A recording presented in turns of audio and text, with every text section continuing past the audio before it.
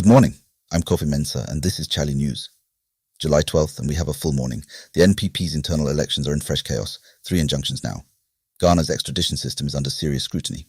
The Black Maidens made history last night and Argentina and England are your World Cup semi-finalists. Let's get into it. The NPP's constituency elections keep falling apart. A third court injunction has now frozen polls, this time in Assin South, where delegates were already at the polling centre when the Assin High Court order was served this morning. Third injunction. Violence in other constituencies. This is not a glitch, this is a pattern.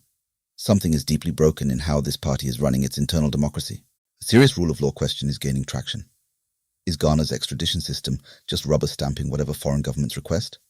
A MyJoy online editorial says yes, pointing to former NAFCO boss Hanan Abdul Wahab Aludiba, rearrested at Kotoka hours after a high court cleared him to travel. And questions about whether Abu Trika's extradition was politically timed. When court orders can be overridden at the airport, something has gone wrong. Full breakdown on chale.news.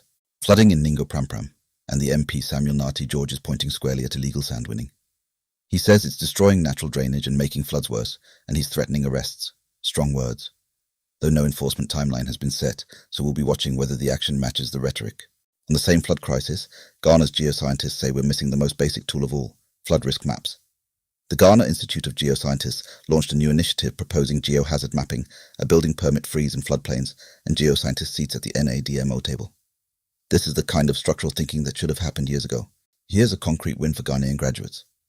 Foreign Affairs Minister Samuel Okudzeto Ablakwa has announced a formal deal to deploy 300 Ghanaian teachers to the Bahamas before the end of 2026.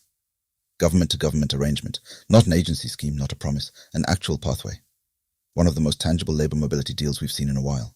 Meanwhile in court, a teacher at Ninahin Catholic SHS is back in the dock for assault.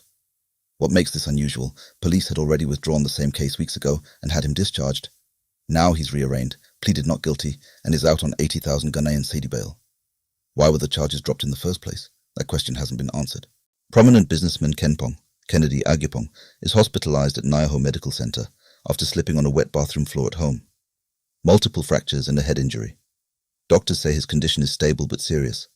His family has asked for privacy. Now, the moment Ghana has been waiting for. The Black Maidens are going to the World Cup. They beat Senegal 7-6 on penalties after a 2-2 aggregate draw at the Accra Sports Stadium last night. Jessica Appiah Asamoah stepped up and buried the winning spot kick. Incredible scenes. And then, just hours later, the group draw dropped. Brazil, Canada and Norway in Group C. Tough? Yes. Impossible? Ask Senegal. Speaking of Norway, England knocked them out of the Men's World Cup in Miami, with VAR ruling out a Norwegian goal after Haaland was judged to have fouled before a corner.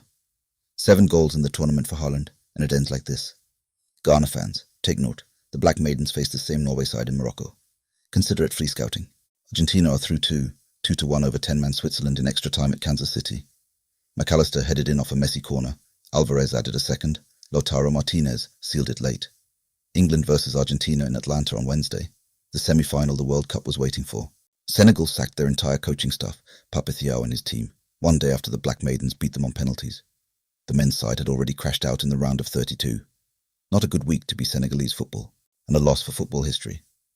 Antonio Rattin has died at 89, the Argentine midfielder whose 1966 World Cup sending-off was so dramatic that FIFA created red and yellow cards because of it. 14 years at Boca Juniors. Every card shown in every match at every level traces back to that one moment. Rest well. If you're in agribusiness, KIC and Rabo Foundation have launched a 2-year business booster program for 100 Ghanaian agri-SMEs.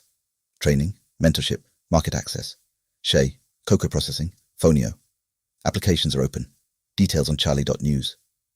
Let's close on something warm. Jay Ghartey has reunited with Felivian, the model from the My Lady video, 16 years on.